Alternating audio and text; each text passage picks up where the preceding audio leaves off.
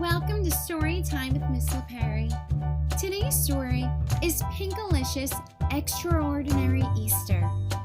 Written and illustrated by Victoria Can. On Sunday, I hopped out of bed in a hurry. "It's here," I said. "It's Easter today. Edgar must be back from vacation." Peter walked into my room, still half asleep. "Who's Edgar?" he asked. "Who's Edgar?" I said. "Don't you remember my friend Edgar Easter Bunny?"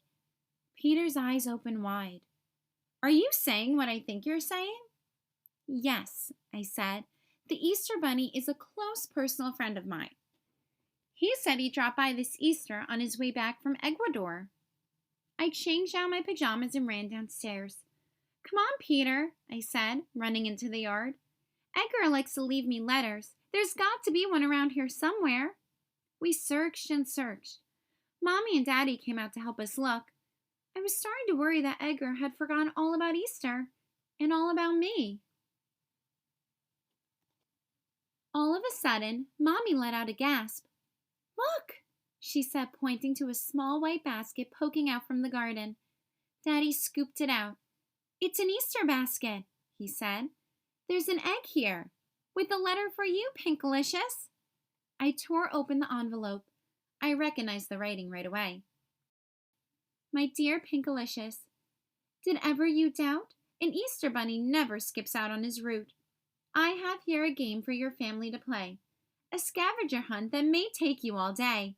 Just follow the clues all the way to the end, where an Easter surprise awaits from your friend. Kind regards, Edgar Easter Bunny." "A scavenger hunt! What fun!" I said. "We've got to follow the clues." I reached back into the basket and pulled out another letter. This one marked number 1. It said, "Clue 1 is quite simple, a fine little joke. Just soar like a bird to find your first yolk." "Soar like a bird?" said Peter, confused. "What's that supposed to mean? People don't fly, and neither do bunnies."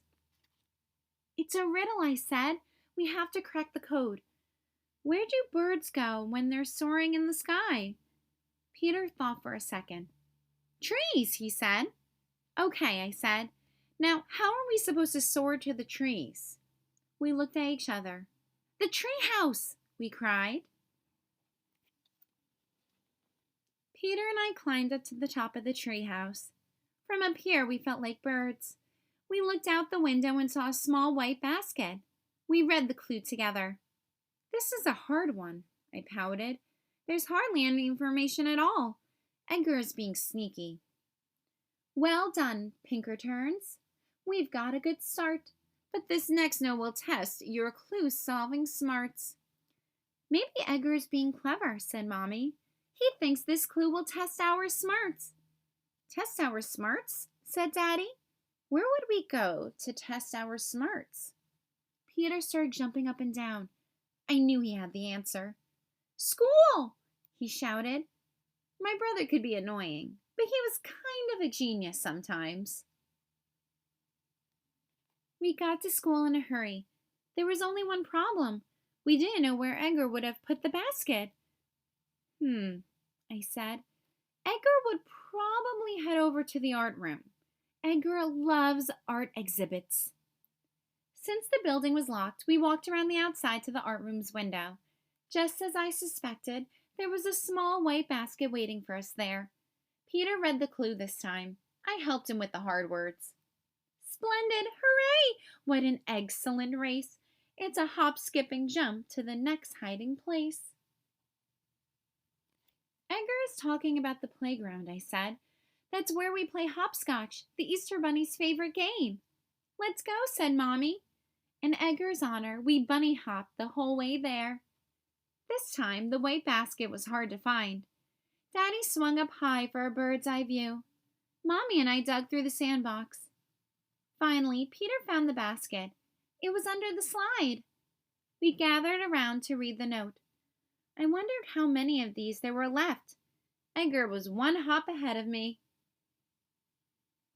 "Don't worry, my dears, your basket is close. Just go to the place Pinkalicious loves most." "Wait a second. The place I love most? Well, Pinkalicious, said Daddy, what place is that? I, uh, I, I stammered. I don't know. I'm just not sure. Can't someone else pick their favorite place instead? No, you have to choose, Mommy said. Just think. You'll know what's right. I closed my eyes and used my imagination. I thought about my favorite color, pink. Pink always helps me. I asked myself what place made me think of that perfect color. I started picturing lollipops, jelly beans, gumdrops, and strawberry ice cream. I've got it, I said. Mr. Swizzle's ice cream shop. There's no place pinker in the whole wide world. When we got to Mr. Swizzle's, the door was locked. A note said, "Closed for Easter." Oh no, I cried. Now what were we going to do? I was sure I had figured out the last clue. My favorite place had to be full of pink. I was out of ideas. I felt like a rotten egg. It's okay, Pinkalicious, said Mommy and Daddy. Yeah, said Peter. Let's just go home. I think I have some candy in my room somewhere. Home? Home! That's when it hit me. My favorite place wasn't Mr. Swizzle's ice cream shop. That wasn't even the pinkest place in town. My very favorite place in the whole wide world was where you could find the most pink under one roof. My house. We walked all the way home as fast as we could. On the front doorstep was a small white basket with a pink envelope inside. I opened the envelope and read the note out loud. You've done it! Yippee! You've won the grand prize. I wish I could see you with my own bunny eyes. But away I must go to spread some more fun. The Easter Bunny's job is never quite done. An extraordinary day this has been, you'll agree. Have an excellent Easter. Love, Edgar. That's me. We opened the door to our house. Inside was the most extravagant Easter basket I had ever seen, filled with chocolate eggs and jelly beans. It was the most pink-tastic prize in the world. Too bad I couldn't eat it right then. I was exhausted. The end. Thanks for reading along with me today. Remember to subscribe below to hear more stories. Have the best day and remember to keep reading.